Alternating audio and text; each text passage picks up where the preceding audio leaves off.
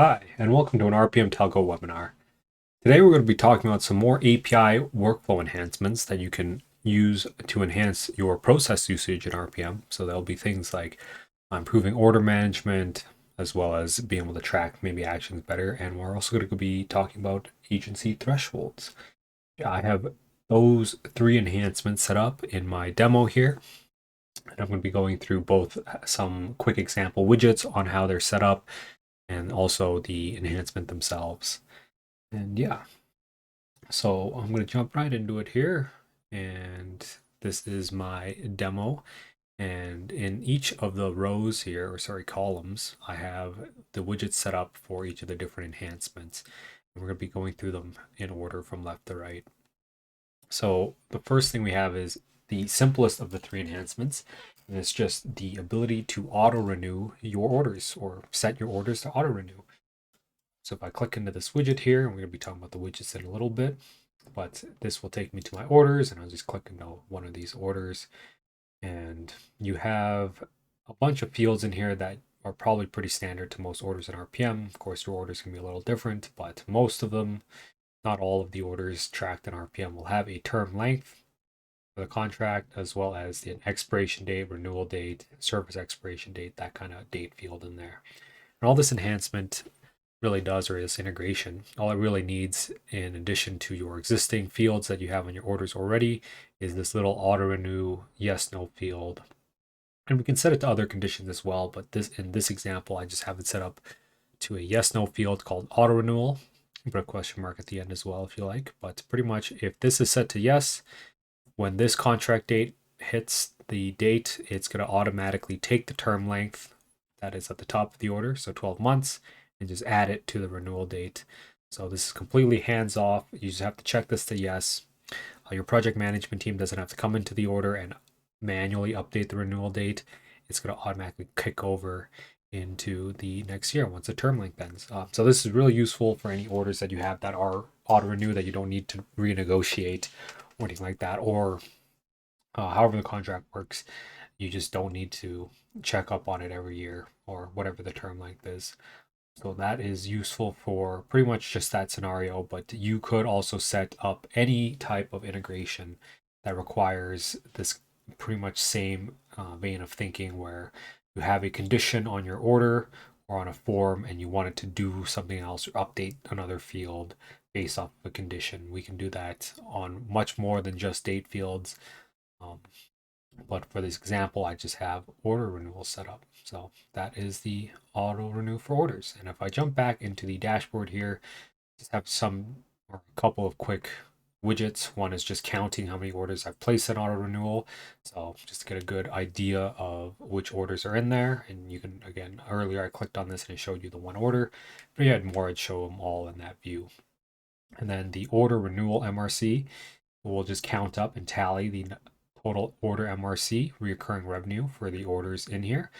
And that's kind of useful to gauge your kind of guaranteed or reliable renewing contracts. Just separate a little bit from your regular order MRC totals. So if you were, say, in your orders management tab and you were just checking like the total commissions for your orders or the number of orders that are going to come down the pipe later, you can also have this order auto renewal to compare it to, which will give you a more reliable set of MRC to work off of if that's an important metric for you.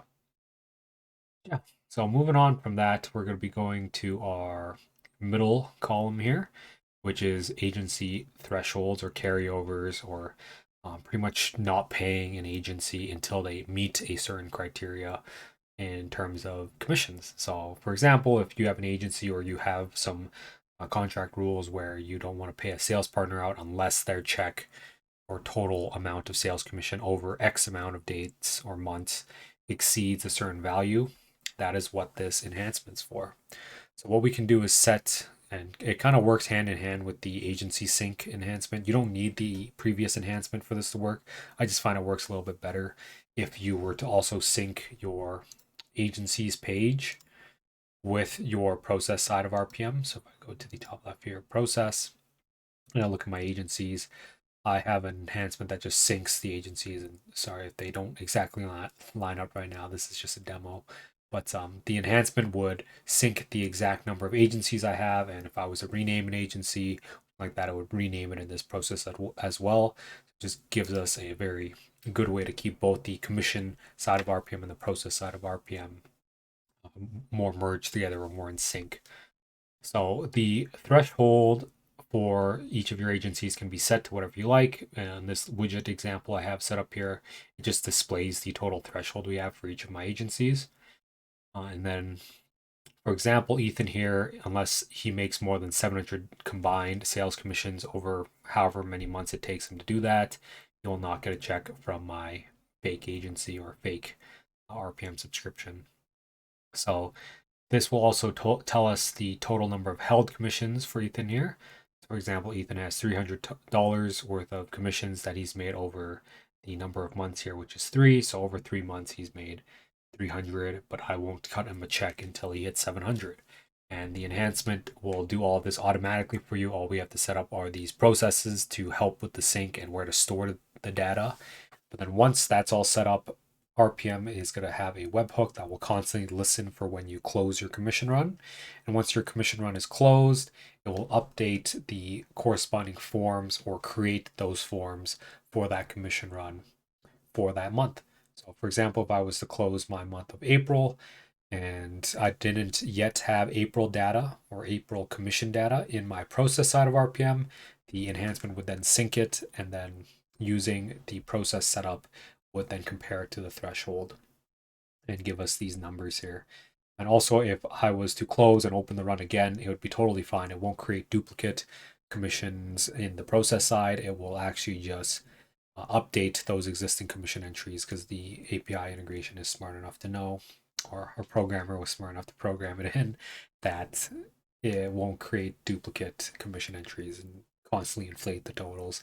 So pretty much you have 1-for-1 with your commission totals for agencies on the commission side of RPM being synced to the process side of RPM. So you can run a lot of reports on it. And we talked about that briefly in the last webinar with like doing leaderboards off of your agencies. Pretty much there's a lot of benefits to kind of pulling those commission totals and putting it back into the agents or process side of RPM so you can really get it into the widgets and comparisons and even sync it up to your agency entities so you can see and do more things on it or with it. So yeah, clicking into a view agency here, I'm just going to go into one of my agencies to give you a closer look at it here. And if I scroll to the bottom here, so it syncs up all of the commission totals already. That was the enhancement we talked about before with the agency sync and the commissions. This part is a different enhancement, but it pretty much works the same way. We're pulling in these commission totals and it can say paid and new, that kind of thing. And then this part is the threshold I was talking about. And the held commissions here is the total amount held until the threshold of 250 is met, and then the amount till commissions are paid out. So this table is excluding any of these commission totals that are set to paid. So pretty much if it's set to paid because we actually paid out the check on it, then the held commissions will not tally it up against their threshold, which won't trigger the notification for you to go and pay this sales partner. So we can set up those action reminders to have RPM tell you, oh, this agency has hit their threshold for this month. You should cut them a check now. And then, yeah, from there, you can then set those commission runs to paid. And that's a good way to track when you cut checks to your agencies as well. And you'll always be able to, if I go into the commission values here, you can see all the months for each of my different agencies. Just remove that filter. They're all synced up in here. And yeah, you get a nice carryover enhancement that you can use to well cut checks when you want to instead of every month or however you're managing it now, if you're managing it at all. So moving on to our third enhancement, which is almost as complicated, if maybe not a little bit more complicated. It is pretty much taking the actions in RPM and turning it into a process. And you might be wondering why we do that, because the actions in RPM are, well, built into RPM. So why would I build this weird workaround to get around actions that are already inside of RPM?